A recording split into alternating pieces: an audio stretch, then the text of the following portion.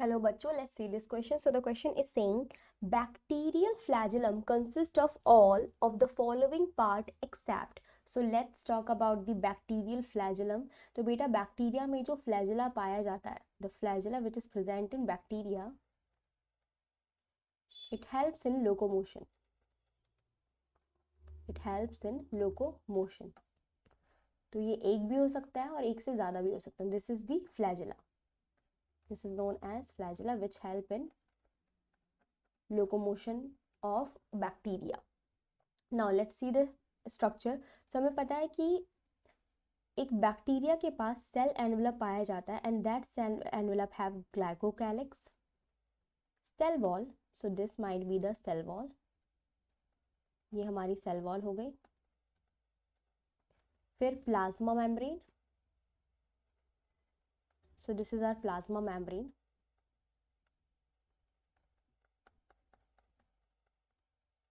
And the gap between cell wall and plasma membrane is known as periplasmic space. तो ये हमारा क्या है? Cell wall. This is plasma membrane. And this space is periplasmic या periplasm. Okay. So इस पूरे cell wall, periplasm, plasma membrane में जो पार्ट इंसर्टेड रहता है बैक्टीरिया का, this is known as basal body. It is known as basal body. तो ये रहा बेसल बॉडी. बेसल बॉडी से जस्ट ऊपर की तरफ, so this complete part is known as basal body.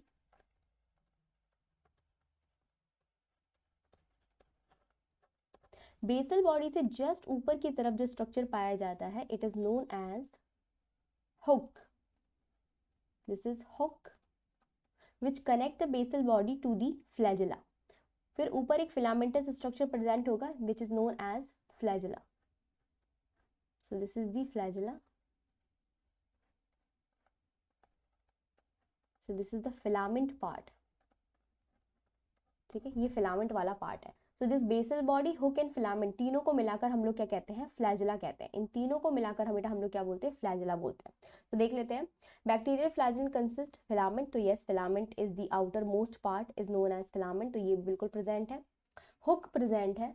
Basal body present है. जो नहीं पाया जा रहा है, दिस इज माइक्रोट्यूब्यूल प्रोटीन. तो बी हमारा क्या हो जाएगा? करेक्ट ऑप्शन हो जाएगा, क्योंकि हमसे पूछा गया है एक्सेप्ट. तो B is the right answer. I hope आपको समझ में आया होगा. Best of luck.